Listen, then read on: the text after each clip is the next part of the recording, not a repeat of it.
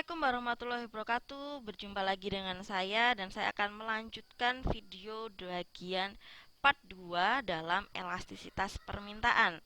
Nah, kemarin kita sudah melihat tentang layar ini atau pembahasan mengenai kalau satu kurva demand atau kurva permintaan itu sebenarnya memiliki kemiringan yang sama atau kemiringannya konstan, tetapi memiliki elastisitas yang berbeda-berbeda dalam setiap titiknya. Dan semakin ke bawah itu elastisitasnya semakin kecil atau semakin inelastis, sedangkan semakin ke atas itu semakin elastis. Semakin elastis artinya semakin gampang konsumen itu merubah permintaannya, dan semakin ke kiri bawah itu semakin susah, ke kanan bawah maksud saya, itu semakin susah untuk merubah permintaannya atau semakin inelastis.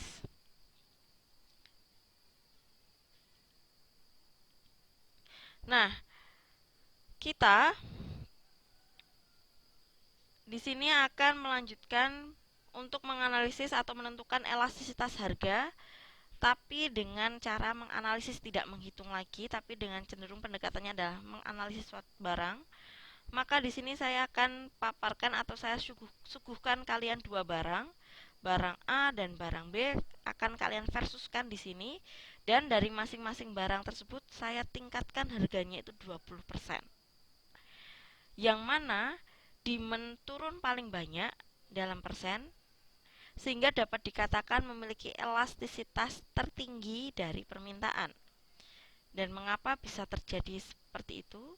Maka kita pelajari beberapa contoh barang berikut ini. Nah, di sini contoh pertama adalah ada sarapan sereal versus sunscreen.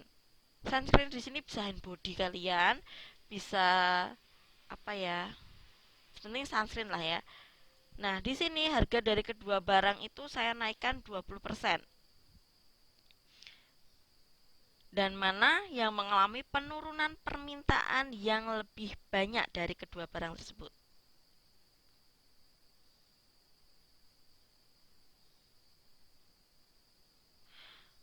Maka jawabannya adalah sarapan sereal. Kenapa sarapan sereal? Karena sarapan tidak hanya menggunakan sereal atau dekat dengan barang substitusinya. Sebagai orang warga negara Indonesia tulen, kalian mungkin jarang sarapan dengan sereal. Tentu kalian bisa mengganti sereal tersebut menjadi nasi, roti, atau barang-barang yang mengandung karbohidrat atau karbohidrat tinggi lainnya. Jadi pembeli bisa lebih mudah menggantikan pada saat harganya naik. Sedangkan sunscreen tidak memiliki pengganti yang dekat.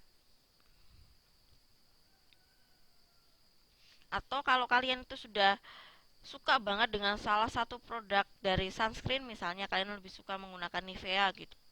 Maaf sebut merek di sini. Kalian tentu kalau misalnya Nivea mengalami harga naik, tentu kalian cenderung akan mempertimbangkan untuk tetap menggunakan Nivea, tidak mengganti sunscreen atau produk sunscreen lainnya. Maka tidak dekat dengan penggantinya. Jadi kesimpulannya, kenapa sarapan sereal lebih elastis di sini? Karena sarapan sereal dekat dengan substitusinya.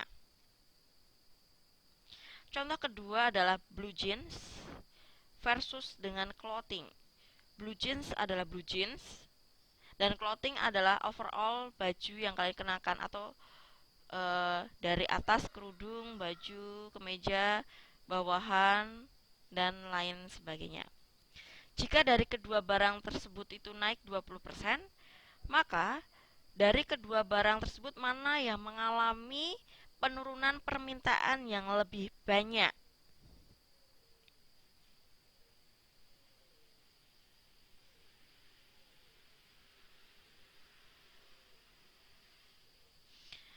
Tentu jawabannya adalah blue jeans. Kenapa blue jeans? Karena blue jeans itu cukup sempit definisinya atau lebih detail definisinya, sehingga kalian tuh lebih gampang mencari penggantinya.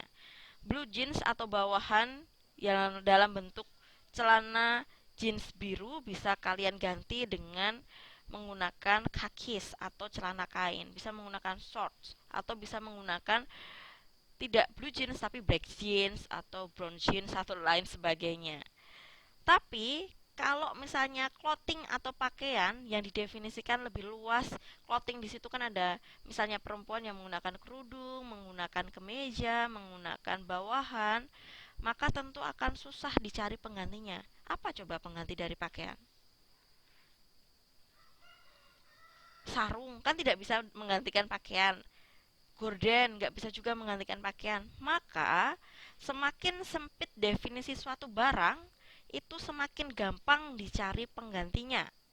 Sedangkan semakin luas definisi suatu barang, maka akan semakin sulit diganti penggantinya atau dicari penggantinya. Maka di sini blue jeans memiliki elastisitas lebih tinggi daripada clothing. Selanjutnya adalah insulin versus Caribbean. Insulin adalah obat bagi penderita diabetes dan Caribbean adalah sebuah kapal pesiar mewah. Dan di sini untuk menganalisis di sini posisikan yang menggunakan barang ini adalah orang yang menderita menderita apa tadi namanya? Yang menggunakan insulin, diabetes. Dan dari kedua barang tersebut dinaikkan sebesar 20%.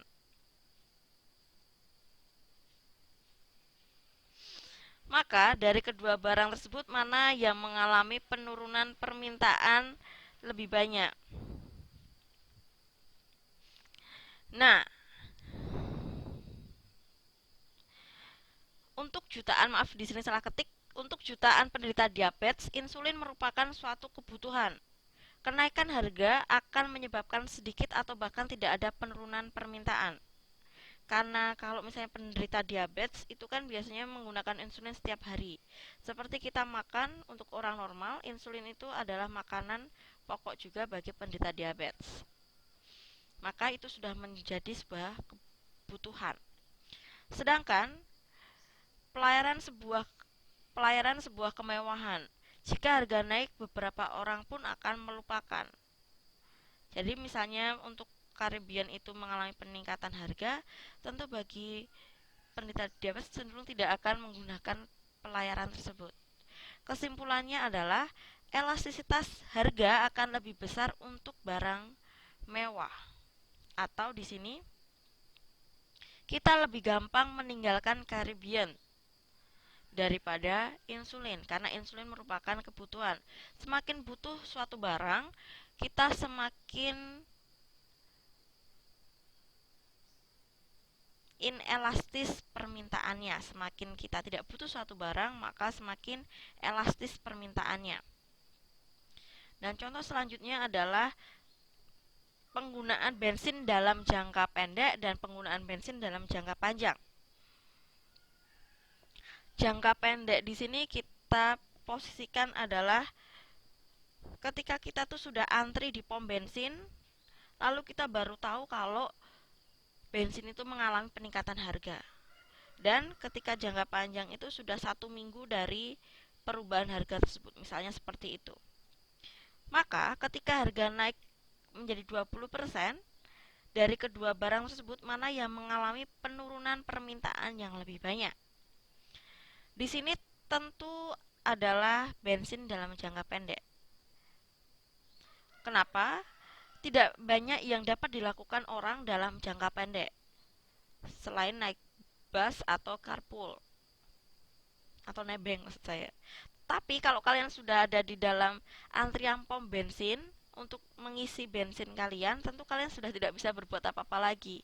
Misalnya kalian baru menyadari ketika pompa dari pom tersebut sudah on dan sudah ada di dalam tangki kalian. Tentu kalian mau tidak mau pasrah dengan kenaikan harga tersebut.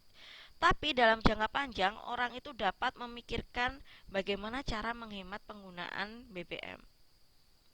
Misalnya saja kalian bisa nebeng ke teman kalian atau gimana sehingga kalian cenderung tidak menggunakan atau tidak membeli bensin lagi.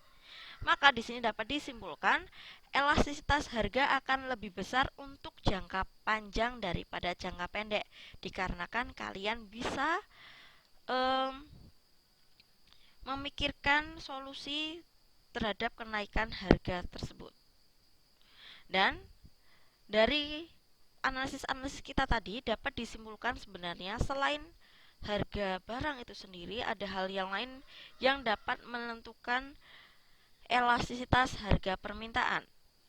Di sini dapat diringkas. Yang pertama adalah terdapat barang substitusinya.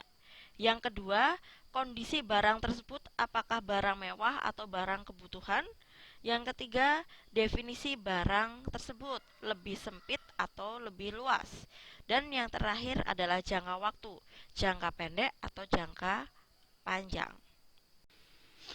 Nah, selanjutnya kita akan bahas tentang variasi kurva permintaan. Di sini elastisitas harga permintaan terkait erat dengan kemiringan kurva permintaan tersebut. Aturan praktisnya adalah kurva yang lebih landai memiliki elastisitas lebih besar, sedangkan kurva yang lebih tegak memiliki elastisitas yang lebih kecil. Maksudnya seperti ini. Di sini ada kurva price key zero price zero key. Di sini adalah kurva yang landai, demand, dan di sini adalah kurva yang tegak. Jadi saya misalkan di sini adalah P1. Nah. Dan ini adalah titik A di sini dan di sini pun juga titik A. Mengakibatkan ketika harganya P1 maka demand-nya sekian di D1. Tapi ketika harganya turun menjadi P2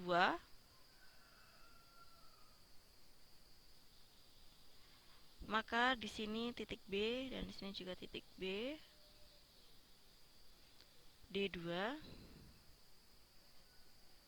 D2.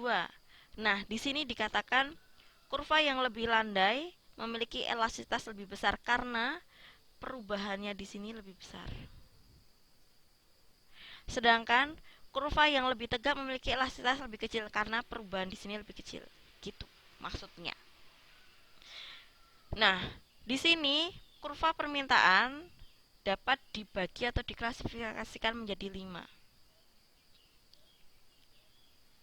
Kita akan pelajari singkat dan cepat saja karena ini sudah materi sudah kalian pelajari mungkin di tingkat SMA. Jadi, nah di sini adalah inelastis sempurna, artinya tegak sempurna, tidak ada miring-miringnya tentunya. Di sini walaupun harganya tuh naik turun, tapi tetap permintaannya sebesar Q1. Artinya di sini adalah barang ini penting banget bagi kehidupan kalian. Dan kalian pun tidak akan merubah jumlah konsumsi. Kita bisa contohkan adalah obat. Obat rutin kalian, tentu ketika harga itu murah atau gratis, kalian hanya meminumnya 1 kali sehari misalnya. Tapi ketika harga itu mahal banget, tentu kalian akan tetap mengkonsumsinya itu 1 kali sehari. Maka di sini elastisitas harga permintaannya adalah 0.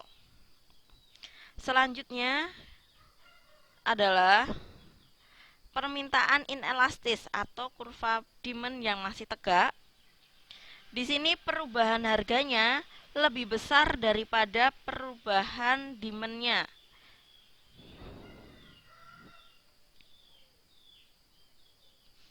Karena tegak, perubahan harganya sekian, perubahan demand-nya hanya sekian. Maka di sini inelastis itu kurang dari 1 karena perubahan demand lebih kecil daripada perubahan harga. Nah, dan ini elastis uniter atau perubahan price sama dengan perubahan demand, maka koefisien elastisitasnya adalah 1. Tapi di sini tidak ada contohnya sih sebenarnya. Ini adalah hanya dalam teori saja yang elastis uniter. Kalaupun ada, ini cuma kebetulan saja. Dan yang elastis itu perubahan harga lebih kecil daripada perubahan demand, maka koefisien elastisitas itu lebih dari 1.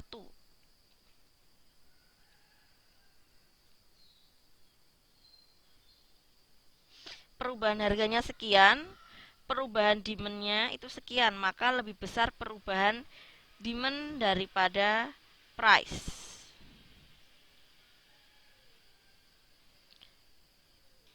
Lalu ketika selanjutnya adalah elastis sempurna, atau ketika harga itu tidak naik tidak turun tetap, tapi perubahan demand-nya itu berubah-berubah, maka koefisien elastisitasnya itu tak terhingga. Nah, ini biasanya semakin elastis barangnya itu semakin tidak penting bagi kehidupan kalian atau barang mewah. Tapi semakin inelastis barang itu semakin penting bagi kehidupan kalian. Kalian bisa membayangkan seperti itu saja.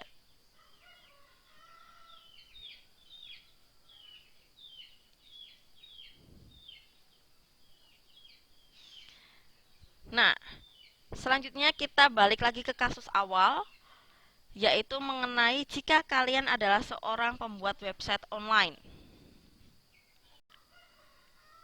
Jika harga naik dari 200.000 menjadi 250.000, pendapatan kalian akan naik atau turun? Itu belum bisa dipastikan. Karena di sini ada revenue atau total revenue itu adalah P dikali dengan Q. Ketika ada terjadi peningkatan harga, ada dua efek yang terjadi. P-nya naik dalam penjualan setiap unit, maka ada kemungkinan juga menaikkan revenue. Tapi di sisi lain permintaan itu akan turun, maka juga ada kemungkinan revenue itu menjadi turun. Tergantung kita tahu lebih besar kenaikan harga sehingga revenue naik, atau penurunan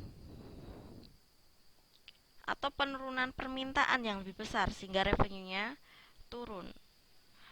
Mana yang akan memberikan efek yang lebih besar berdasarkan elastisitas harga tergantung tingkat elastisitasnya.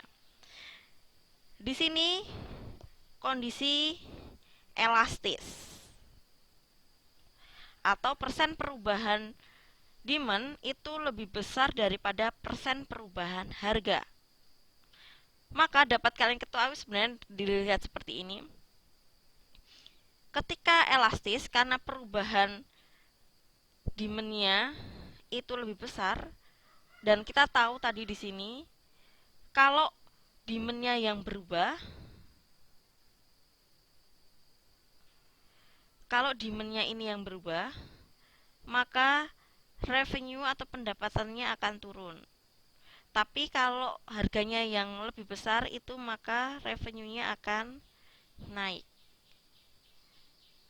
Dan kalau seperti ini berarti perubahan demand-nya itu lebih besar, maka penurunan revenue lebih besar daripada penambahan revenue. Maka kondisi ini sebenarnya kalian bisa langsung bilang kalau pendapatan kalian akan turun. Tapi secara kurvatik bisa kalian lihat juga.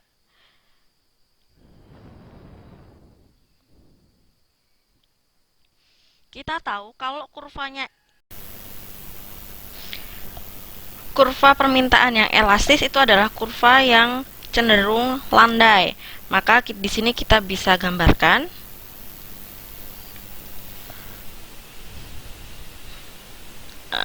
mohon maaf kalau nggak lurus ya, 0.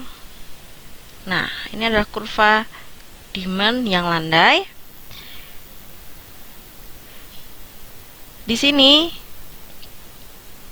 kita tahu kalau revenue adalah P kali Q, dan kita tahu dampak dari perubahan P dan Q tersebut. Kita misalkan di sini adalah P1,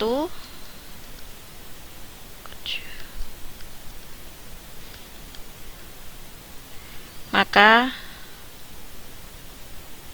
Q-nya di sini. Dan ketika harga naik P2, maka Q2. Nah, di sini kita bisa lihat kalau perubahan harga itu hanya berdampaknya sekian, sedangkan perubahan demand-nya itu sekian. Nah, maka dapat disimpulkan kalau perubahan harga lebih kecil daripada perubahan demand, mengakibatkan revenue-nya turun. Nah, ini yang kalau permintaan dari website online itu inelastis.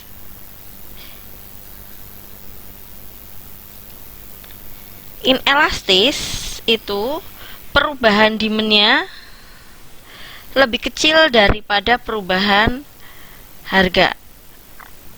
Maka di sini pun kita sebenarnya bisa langsung membuat kesimpulan kalau revenue-nya, karena yang demand tadi kan mengurangi revenue, kalau perubahan dalam harga dalam kasus website itu menambah revenue, dan tambahannya lebih besar daripada penurunannya, maka revenue akan naik. Tapi kalau digambarkan dengan kurva pun juga bisa. Q 0P, dan kalau ini kurvanya inelastis itu cenderung tegak kayak gini. Misalnya ini adalah P1, ini adalah Q1. Ketika harga naik di sini P2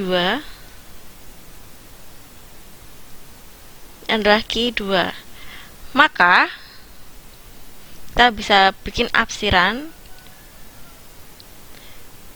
perubahan P-nya tuh sebesar ini, sedangkan perubahan Q atau demand-nya itu hanya sekian. Nah, maka revenue naik.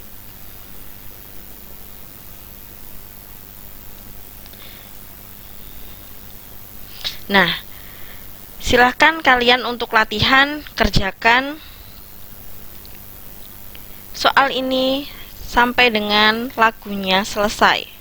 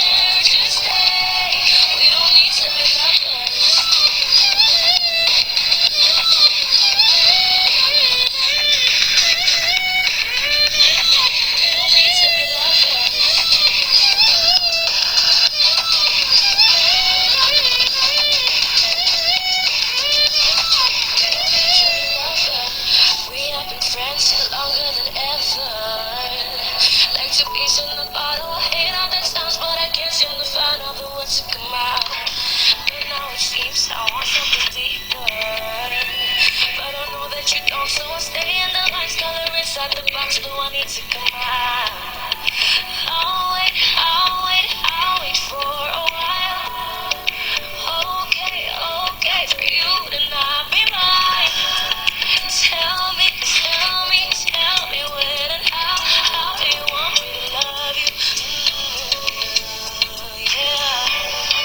I don't need you to be mine. We could be friends, we don't have to change. Just tell me you'll be around.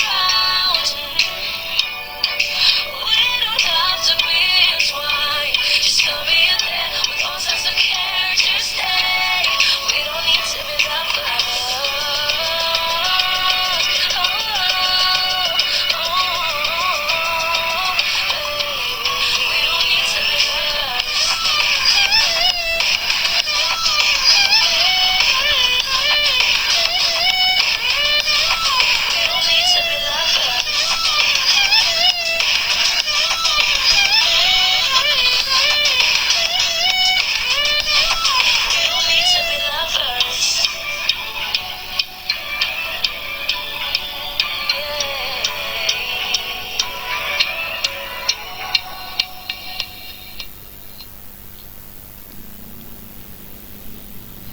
Sudah selesai, mari kita cocokkan. Kita bahas langsung saja ya di sini ya. Screen I need. Nah, soal sebelumnya tadi, apotek menaikkan harga insulin 10%. Apakah total pengeluaran insulin mengalami peningkatan atau penurunan?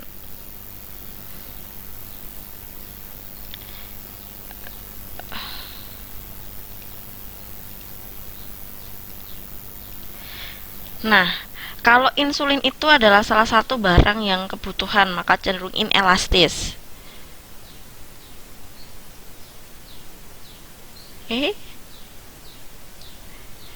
Ini B0, maka kurvanya cenderung tegak. Dan kita tahu kalau pengeluaran kalian itu untuk insulin itu kan juga berapa harga insulin saat itu dikali dengan berapa jumlah yang kalian beli. Dan jika tadi harga insulin naik 10%, price-nya naik, ada kemungkinan kalau insulin itu sesuai dengan hukum permintaan akan turun.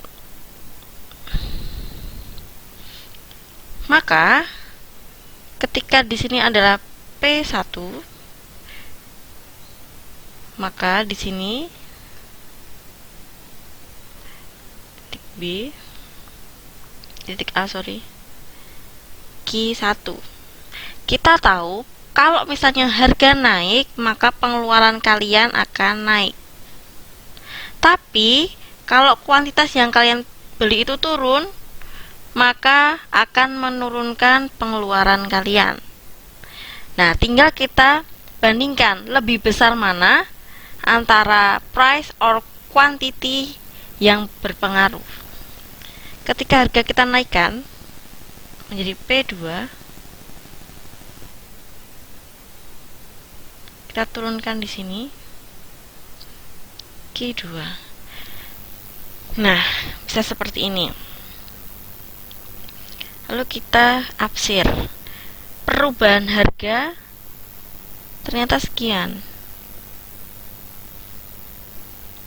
Dan perubahan Q ternyata sekian. Maka dapat disimpulkan kalau perubahan harga lebih besar daripada perubahan quantity, mengakibatkan pengeluaran untuk membeli insulin P pengeluaran naik. Soal nomor 2 kita gambarkan lagi di sini. Soal nomor 2 itu adalah harga tiket untuk kapal pesiar mewah itu turun 20%. Kita cek soalnya dulu. 20%.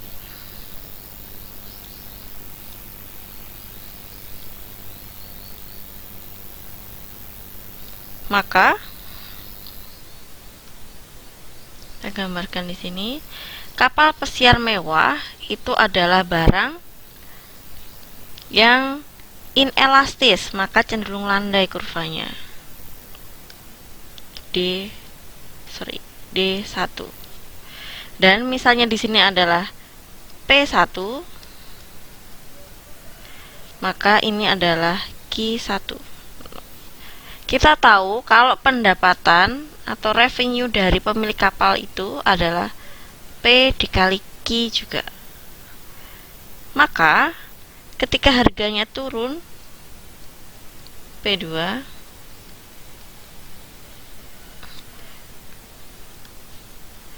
maka di sini Q2. Ketika harganya turun, maka akan mengurangi revenue. Ketika Q-nya naik, maka akan menambah revenue. Dan kita lihat di sini, penurunan harga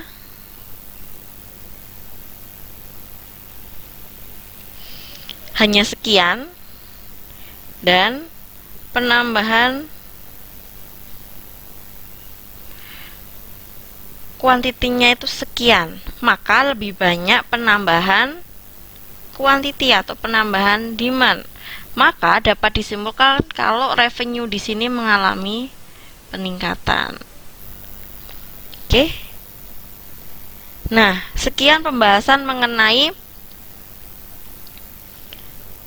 elastisitas harga permintaan, dan video selanjutnya akan kita bahas mengenai elastisitas harga penawaran. Semoga apa yang kalian lakukan membawa keberkahan bagi hidup kalian. Wassalamualaikum warahmatullahi wabarakatuh.